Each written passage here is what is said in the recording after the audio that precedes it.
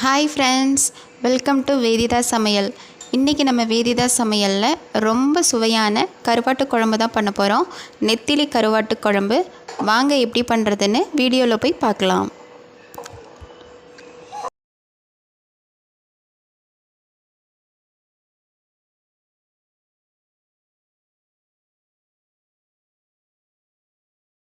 First இதுக்கு என்னென்ன பொருட்கள் தேவைன்னு நம்ம குழம்பு பண்ணிக்கிட்டே பார்க்கலாம். ஃபஸ்ட்டு 100 கிராம் நெத்திலி கருவாடு நல்லா கழுவி சுத்தம் பண்ணி வச்சுருக்கேன். அதை வெதுவெதுப்பான தண்ணீரில் ஒரு நிமிஷம் ஊற வச்சு எடுத்துக்கலாம். கொதிக்கிற தண்ணியில் போட்டுறாதீங்க. ஸ்டவ் ஆஃப் பண்ணிவிட்டு வெதுவெதுப்பான தண்ணீரில் ஒரே நிமிஷம் ஊற வச்சா போதும். கருவாடு நல்லா சாஃப்டாகிறதுக்காக தான் இது பண்ணுறோம். ஃபஸ்ட்டு 2 டேபிள் ஸ்பூன் நல்லெண்ணெய் விட்டுக்கலாம். நல்லெண்ணெய் கொஞ்சம் நிறையாவே விட்டுக்கோங்க. கண்டிப்பாக இந்த குழம்புக்கு நல்லெண்ணெய் மட்டும் யூஸ் பண்ணுங்கள். அப்போ தான் குழம்பு ரொம்ப சுவையாக இருக்கும். இப்போ தாளிக்கிறதுக்கு 1 ஸ்பூன் கடுகு, கொஞ்சமாக வெந்தயம், கொஞ்சமாக கருவேப்பிலை, 10-12 பல் பூண்டு சேர்த்து நல்லா வதக்கிக்கலாம். 1 கைப்பிடி சின்ன வெங்காயம் சின்னதாக நறுக்கியது அதையும் உள்ளே சேர்த்துக்கலாம். லைட்டாக வெங்காயம் வதங்கட்டும். இப்போ 3 தக்காளி மிக்சியில் போட்டு எடுத்து வச்சுருக்கேன். அந்த பேஸ்ட்டை இதில் சேர்த்துக்கலாம்.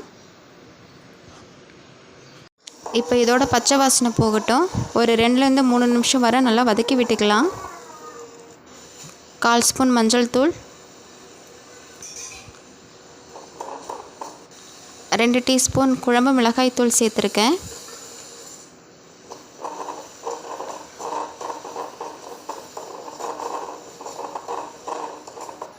இப்போ இதுக்கு தேவையான அளவு உப்பு சேர்த்து நல்லா மிக்ஸ் பண்ணிக்கலாம். இப்போ இது நல்லா எண்ணெய் பிரிஞ்சு வரட்டும். அது வரை நல்லா சேர்த்து வதக்கி விட்டுக்கலாம். இப்போ எண்ணெய் பிரிஞ்சு வந்துடுச்சு. சின்னதாக லெமன் சைஸ் புளி கரைச்சி எடுத்து வச்சுருக்கேன். புளி தண்ணியை இதில் சேர்த்துடலாம். புளி தண்ணி சேர்த்த பிறகு ஒரு 5 நிமிஷம் நல்லா கொதிக்க விடுங்க. புளியோட பச்சை வாசனை போகட்டும்.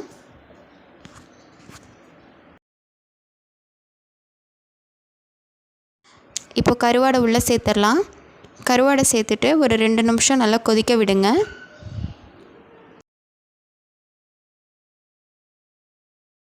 சின்ன தேங்காயில் அரை மூடி தேங்காய் எடுத்திருக்கேன்.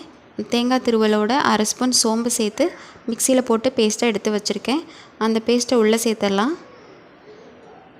தேங்காய் பேஸ்ட்டு சேர்த்ததுக்கப்புறம் உங்களுக்கு குழம்பு எந்த அளவுக்கு தேவையோ அந்த அளவுக்கு தண்ணீர் ஊற்றிக்கோங்க. இப்போ இது ஒரு 10 நிமிஷம் நல்லா கொதிக்க விடுங்க. இப்போ 10 நிமிஷம் ஆயிடுச்சு. குழம்போட பச்சை வாசனை எல்லாம் போயிடுச்சு. இப்போ இதை ஒரு 2 நிமிஷம் சிம்மில் வச்சு கொதிக்க விடலாம். எண்ணெய் பிரிஞ்சு வரட்டும். அருமையான வாசனையோட ரொம்ப சுவையான நெத்திலி கருவாட்டு குழம்பு ரெடி ஆயிடுச்சு. புதிதாக குழந்தை பெற்ற தாய்மார்கள் அடிக்கடி இதை உணவில் எடுத்துக்கோங்க. பால் நல்லா சுரக்கும். இதே ஸ்டைலில் நீங்கள் எந்த கருவாடு வேணாலும் யூஸ் பண்ணிக்கலாம். கண்டிப்பாக இந்த குழம்பை நீங்கள் வீட்டில் செஞ்சு பாருங்கள். செஞ்சு பார்த்துட்டு டேஸ்ட் எப்படின்றதுன்னு மறக்காமல் கமெண்ட்ஸில் சொல்லுங்கள். இந்த வீடியோ உங்களுக்கு பிடிச்சிருந்ததுன்னா மறக்காமல் சப்ஸ்கிரைப் பண்ணுங்கள். தேங்க்யூ.